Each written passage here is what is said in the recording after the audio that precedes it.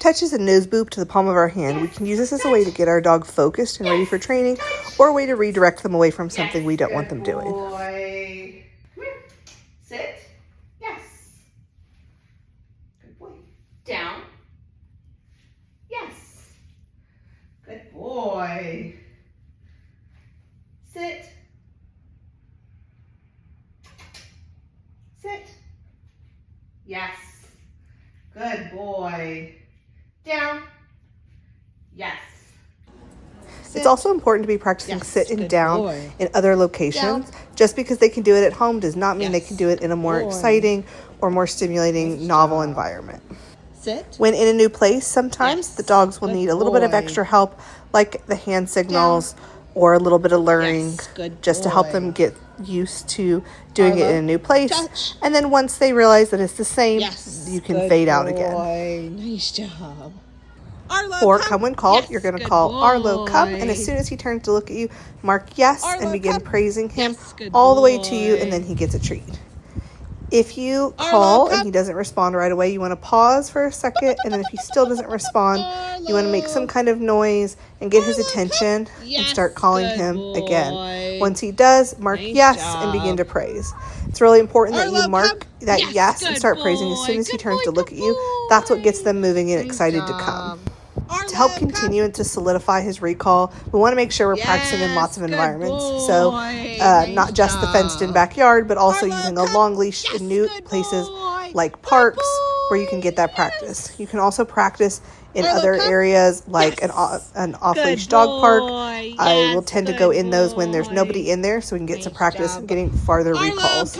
It's also important to make sure you practice not just distance, but also things like obstacles in the way or around corners and out of sight, so that they're practicing for those emergency situations where maybe they couldn't see you and there's not a direct line of sight, like you see me doing here. We're in an off-leash dog park. The dog park's empty, and so we're practicing that recall from a long distance and with that obstacle in the way. Nice job. Place means go there, lay there, and stay there until released.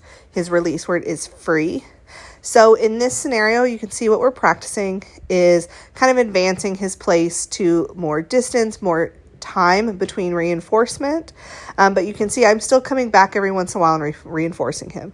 The other thing I'm practicing here are distractions. Things like me crawling, jumping, running, stomping, any kind of noise, dropping items. I want his place to be so solid that no matter what I'm doing and how crazy I'm being, that it doesn't encourage him to break his stay.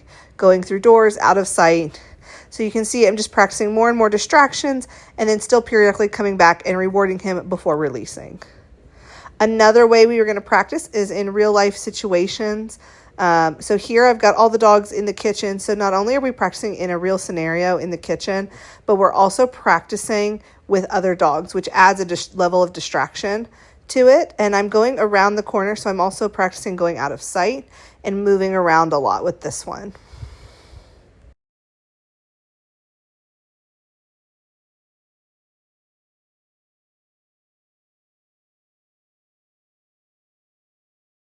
We continued to advance his place with distance and distraction by taking this out and about. So here we are at the park. And so we're in a new environment, an outside environment where there's a little bit more distraction. And you can see I'm practicing getting a lot farther away from him. Again, going kind of around things. So we're going slightly out of sight, adding that like visual barrier between us where he can't fully see me, and also adding that distance. Again, while this may not be a realistic scenario for you where you're going to walk far away from him, we're just trying to build the most solid place that we can so that he can see that no matter what's going on, if we've asked him to place, he is to stay there.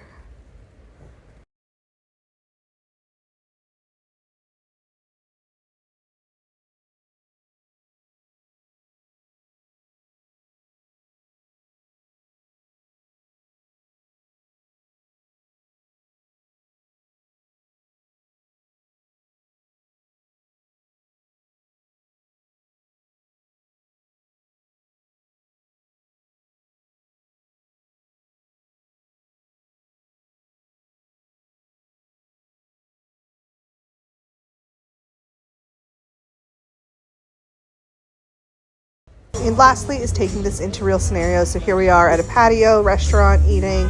He was wonderful. I did up my reinforcement a little bit just because this was a new situation where we were sitting for a lot longer and there ended up being some people and dogs around. When I say wait, I'm drawing an imaginary line. So wait means stop and do not go any further. Do not cross this line unless released with free. But otherwise, if I'm not going to allow the dog to cross the line, I never have to release it. So in this scenario, I'm practicing with stairs, a really great safety situation as far as not letting dogs trip you going up and down stairs. And then when I want him to follow me, I can say free. Another realistic scenario that I would use this in is when there's a package or something on the front porch where we need to open the front door and carry things in and out. So here you can see with Arlo, we've built up to where I could carry one package in, walk away from the door, and go back to the door with leaving that door open, and he still is not bolting out that door. He knows to wait. He is allowed to be in a sit, stand, down, or walk around as long as he's not walking forward and crossing that line I drew at the doorway. And then because I'm not letting him go through the doorway, there's no need to release. So once Arlo was pretty solid inside the house with some of those realistic scenarios like the front door and stairs, we took this out and about. So you can see we could be on a walk. I could ask him to wait, continue to move forward.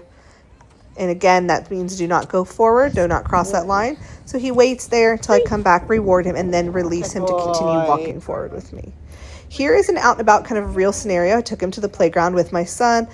I needed both of my hands to help my son do this activity. So I asked Arlo to wait right there next to us. So do not move, don't go any further. And then I did the thing with my son and then went back to him, rewarded him, and released him and picked up the leash. Arlo, wait. Arlo, wait.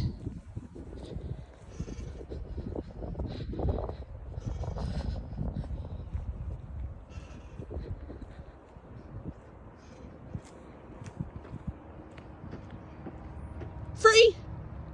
Good boy. Nice job. Here we are practicing in the pet store. So just like with the other ones, I'm asking him to wait, kind of set the leash down, walk away. And we also practice kind of going slightly a little bit farther, but also just kind of like around it, slightly around the corner, just to start building that out of sight wait. And then I'm going to go back to him, reward him, pick up the leash, and then release him to continue to walk with me. Good boy. Free. So some other out and about real situations where I might use wait is like in this instance. So I'm going to look at some stuff on the shelf. I'm going to ask him to wait next to me so that he's not pulling all over the place, moving around a lot, right? I want him to just kind of hang out next to me while I look at the shelf. So that's what I've asked him to do here. I've asked him to wait. He is to hang out until I'm done looking. And then when we're ready to move on, I'm going to release him to continue walking with me. This is also really helpful at things like the checkout line. So while I was checking out, I did the same thing. I got him, he was close to me. I asked him to wait. And then while I was paying for my items, he was just hanging out next to me and not pulling, looking around, and doing too much moving. Okay, let's go. The next and last kind of big level of place is adding it into your walks so that if you were to drop a leash or if you ever wanted to work with him off leash, wait means don't go any further. So you can use this as kind of that stop situation if you were to drop the leash on accident or if you were working with him off leash. I catch up to him, reward him, and then release him to continue walking. Leave it means do not go towards the thing you are going for. Leave it alone. So here we're practicing in kind of training scenarios where I'm dropping lots of treats, pretending to drop a bowl full of treats on the ground, and then asking him to leave it. And I'm going to reward him away from that and then go back to pick up the thing. Here's a couple of real life examples. My son dropped some food at the park, so he said leave it, and then I rewarded him. When he looks back at it and continues to leave it, I went ahead and rewarded that as well, because we want leave it to mean do not touch that thing and do not continue to try to go back for it. Leave it. So here's a scenario at the park as well. There was like a lip gloss or chapstick on the ground that he was sniffing. I told him to leave it, and then he gets his reward. Leave it. And then this was from our walk where we found some trash on the side of the road. Drop it means let go of the thing that is in your mouth. So here we're practicing in a training session where I drop the sock. Yes. He has a thing for socks and shoes, so that's a really good way to practice, as well as things like bully sticks or pine cones or things that even he's allowed to have. Arlo, so drop here it. he found some trash on the ground. I asked him to drop it, and then he's going to get rewarded as soon as he lets go. All right, so I'm out for a walk with Arlo. Yes. And we're going to kind of show you what we've been doing. So the main thing we're doing to work on teaching him what we want, to do is what we call rewarding good choices. And so rewarding good choices just means when he's walking, the way I want him to, then I'm going to mark yes and reward him for that. So good choices are going to look like walking right next to me with a loose leash, walking even slightly in front of me with a loose leash, or offering me attention, especially in times when there are distractions around. And I'm going to mark yes and reward those at my side. It's really important. Let's go. That we reward right at our side so that he knows all the good stuff happens next to us. Yes, which is going to help keep him closer to us, kind of in the long run, and when he learns all the good stuff happens right here. If he's within length of the leash, I'm going to let him sniff. He definitely has a tendency to prefer to walk in the grass than he does on the blacktop, so that's just a little quirk of Arlo's.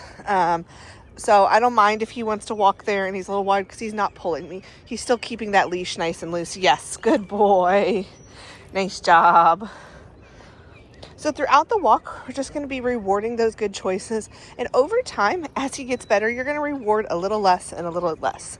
Yes, until you're, barely needing to reward those good choices anymore. One thing, though, to keep in mind is a walk in the neighborhood where he's more familiar. You're going to be able to wean off treats faster than walking in a new location like a park or a store. You're going to need, to go back to rewarding probably more frequently in places that are a little bit more exciting and where he's not as familiar with walking. Yes, good boy. If he stops to sniff, yes, good boy. If he stops to sniff, and if he's within length of the leash, I'm going to let him, good boy. We're going to let him do that as long as he's not pulling us anywhere. But when we're ready to go, if he hasn't moved on, we're going to use that cue, let's go. Yes. Good boy. And let's go means we were stopped and now we're going to move again. So you can see him offering me attention a lot. The other thing I want to make sure I do is that I don't only reward him when he looks at me. I also want to reward him, like that, when he's walking but looking forward. Because I want him to know it's not really about looking at me the whole time. I don't care if he stares at me the whole time. I want him to just be walking right nicely at our side. So here's a good example. He stopped to sniff. That's fine. He wants to check it out. If I'm ready to move on and he hasn't moved on yet, then I'm going to say, let's go. And we're going to move on. Yes. Good boy. I also recommend keeping your treats on the side of the body that you want him on. That way it's easy for you to reach into your treat pouch and give him the treats at that side of the body he's on. Like I said, we wanted to learn, that all the treats happen right here next to us.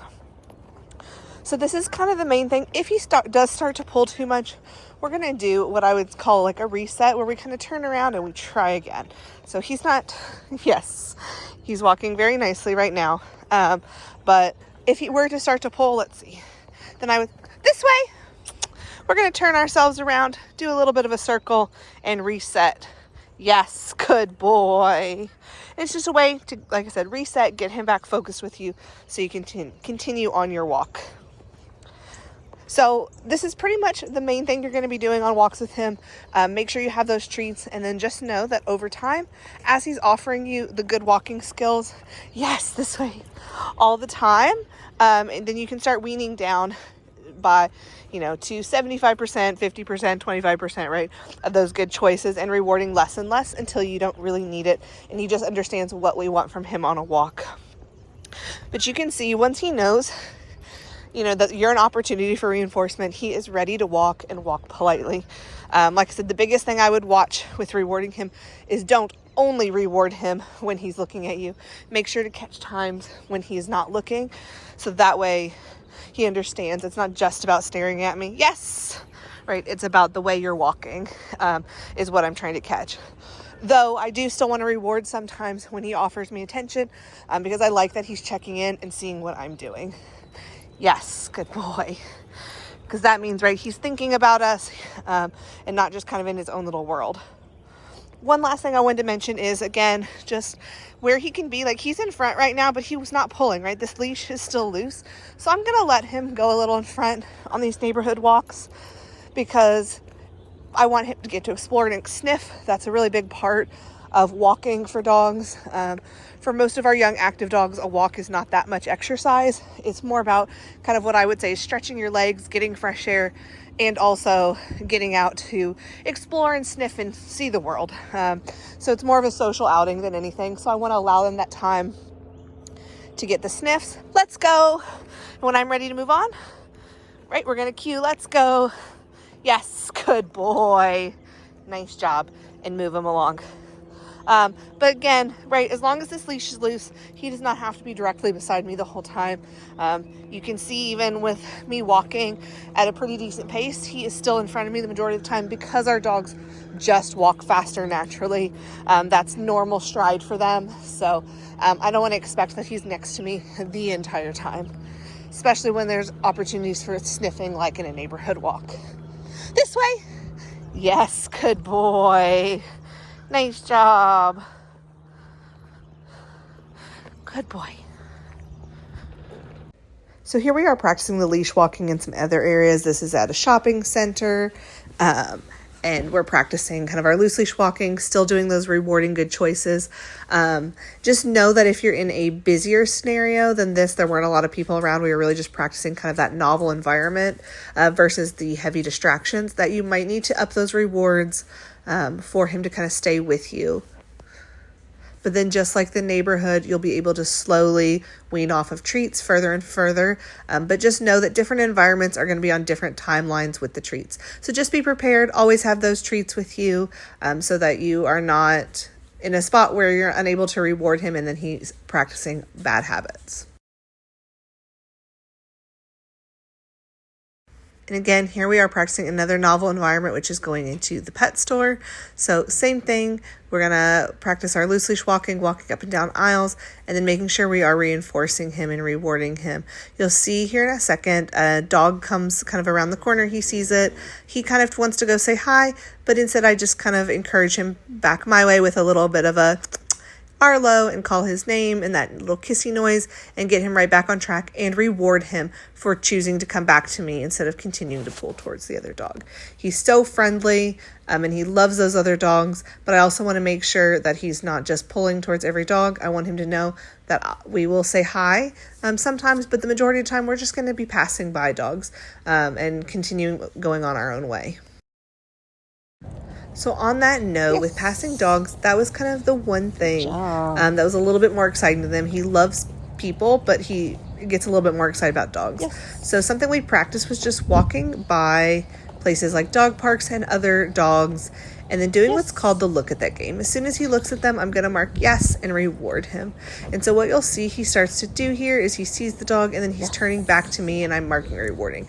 So I'm kind of pairing seeing dogs as a cue to come back to me and check in with me instead of seeing dogs as a cue to kind of pull towards them and go say hi immediately. We really want him to check in with you first so that he knows whether it is okay to go say hi to that dog or not. So here there was somebody walking two dogs by. So I went wide a little bit off the sidewalk to give us more space. When he looks at them, I mark yes and reward him, or mark and reward him for turning back to me and choosing to focus back with me instead of worrying about those other dogs. He, like I said, is so friendly. He wants to go say hi and does so great with other dogs. But we really want dogs to be a cue to check in with you first. And that's a wrap on Arlo's training.